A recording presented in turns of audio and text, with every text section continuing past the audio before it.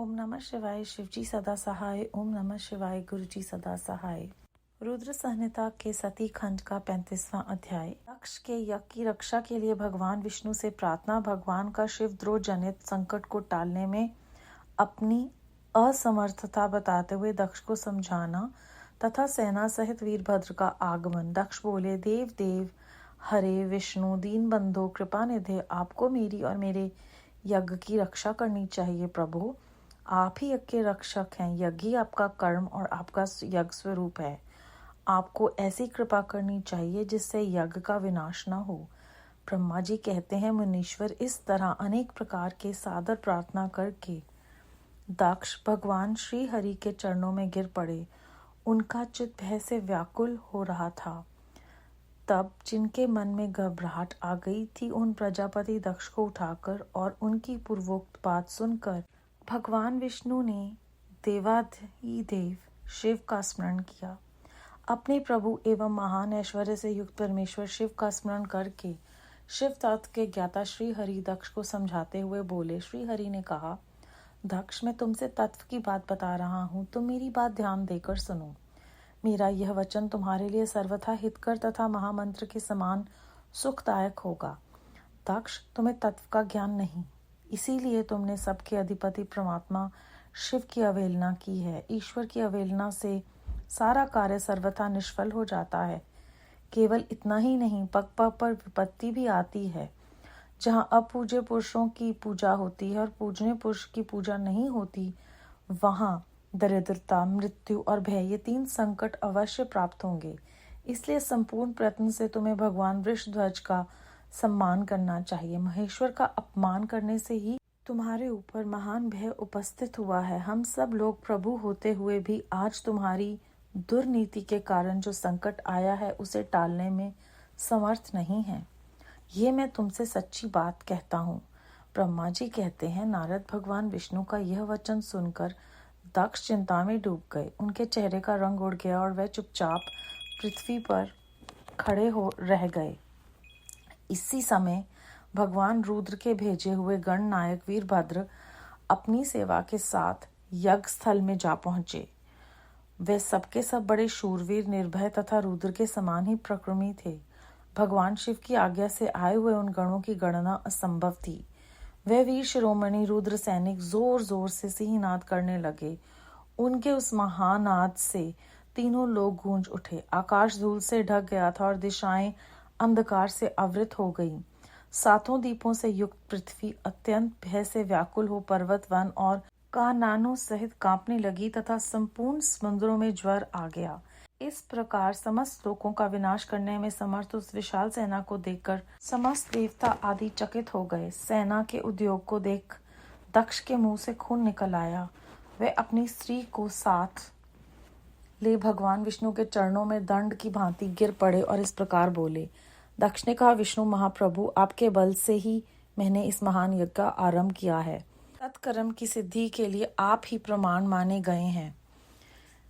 विष्णु, आप कर्मों के साक्षी तथा यज्ञों के प्रतिपालक हैं। महाप्रभु, आप वेदोक्त धर्म तथा ब्रह्मा जी के रक्षक हैं। अतः प्रभु, आपको मेरे इस यज्ञ की रक्षा करनी चाहिए, क्योंकि आप सबके प्रभु हैं।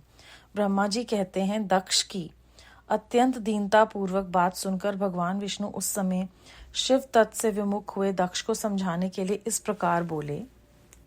श्री विष्णु ने कहा, दक्ष, इसमें संदेह नहीं कि मुझे तुम्हारे यज्ञ की रक्षा करनी चाहिए, क्योंकि धर्म परिपालन विषयक जो मेरी सत्य प्रतिज्ञा है, वह सर्वत्र विख्यात है। परंतु दक्ष, मैं जो कुछ कहता हूँ उसे तुम सुनो। इस समय अपनी क्रूरतापूर्ण बुद्धि को त्याग दो। देवताओं के क्षेत्र में नैमिषारण्य में जो अद्भुत घटना घटित हुई थी, उसका तुम्हें स्मरण नहीं हो रहा है क्या? तुम अपनी कुबुद्धि के कारण उसे भूल गए। यहाँ कौन भगवान रुद्र के कोप से तुम्हारी रक्षा करने में समर्थ है? दक्ष, तुम्हारी रक्षा किसको अभिमत नहीं है, परंतु जो तुम्हारी रक्षा करने को उद्यत होता है, वह अपनी दुर्बुद्धि का परिचय ही देता है। दुर्मते, क्या कर्म है और क्या अकर्म, इसे तुम नहीं समझ पा रहे हो। केवल कर्म ही कभी कुछ करने में समर्थ नहीं हो सकता। जिसके संयोग से कर्म में कुछ करने की सामर्थ्य आती है, उसी को तुम स्वकर्म समझो। भगवान शिव के बिना दूसरा कोई कर्म कल्याण करने की शक्ति देने वाला नहीं है। जो शांत हो, ईश्वर में मन लगाकर उनकी भक्ति पूर्वक कार्य करता है, उसी को भगवान शिव तत्काल उस कर्म का फल देते हैं। जो मनुष्य केवल ज्ञान का सहारा ले अनिश्वरवादी हो जाते हैं या ईश्वर को नहीं मानते हैं, वे शत कोटि कल्पों तक नरक में ही पड़े रहते हैं। फिर वे कर्म पाश में बंधे हुए जीव प्रत्येक जन्म में नरकों की यातना भुगते हैं, क्योंकि केवल सकाम कर्म के ही स्वरूप का आश्रय लेने वाले होते हैं। ये शत्रु मर्दन वीरभद्र जो यज्ञशाला के आंगन में आ पहुंचे हैं, भगवान रुद्र की क्रोधाग्नि से प्रकट हुए हैं। इस समय समस्त रुद्रगणों के नायक यही हैं। ये हम लोगों के विनाश के लिए आए हैं, इसमें संशय नहीं है। कोई भी कार्य क्यों न हो, वस्तुतः इसके लिए कुछ भी अशक्य है ही नहीं। ये महान समर्थशाली वीरभद्र सब देवताओं को अवश्य जलाकर ही शांत होंगे, इसमें संशय नहीं जान पड़ता। मैं भ्रम से महादेव जी की शपथ का उल्लंघन करके जो यहाँ ठहरा रहा, उसके कारण तुम्हारे साथ मुझे भी इस कष्ट का सामना करना ही पड़ेगा। भगवान विष्णु इस प्रकार कह ही रहे थे कि वीरभद्र के साथ शिवगणों की सेना का समुद्र उमड़ आया। समस्त देवता आदि ने उसे देखा। अध्याय 35 समाप्त। इस अध्याय में हमने ये जाना है कि जब भी हम कोई काम करते हैं जो भगवान के हुक्म की अवहेलना करने वाला होता है, तो वो कार्य कभी सफल नहीं होता। पग पग पर अड़चनें आती हैं और दरिद्रता, भय और मृत्यु, ये संकट अवश्य ही वहाँ पर उपस्थित होते हैं और हम सब लोगों को संकट जो है वो का सामना करना पड़ता है। हमारे लिए इस अध्याय में बहुत महत्वपूर्ण बात ये समझाई गई है कि पूज्य पुरुष की जहाँ पर पूजा नहीं होती और अपूज्य पुरुषों को जहाँ पर महत्व दिया जाता है, वहाँ ये सब चीज़ें अपने आप होने लगती हैं। विष्णु जी कहते हैं कि हम प्रभु होते हुए भी तुम्हारे गलत कर्मों के कारण जो ये संकट आया उसे टाल नहीं सकते। तो कर्म तो हम सबको काटने हैं। इसका कितना गहरा जो है उदाहरण इस अध्याय में हमें समझाया गया है। उसके बाद दक्ष भी है जो वो चिंता में आ जाते हैं और सब दिशाओं में अंधकार ही दिखता है, क्योंकि अब संकट आ गया है कुकर्म की वजह से। फिर यहाँ पर उन्होंने कहा है कि जब भी कोई भी समस्या हो तो शांत होकर ईश्वर में मन लगाकर ही भगवान शिव की भक्ति करने से तत्काल कर्म का फल मिल जाता है, क्योंकि वो भक्त वत्सल हैं, वो माफ कर देंगे। और इसके उलट जो लोग गलत काम करते हैं, कर्म पाश में बंधे होते हैं, वो नरक की यात्रा को भुगते हैं।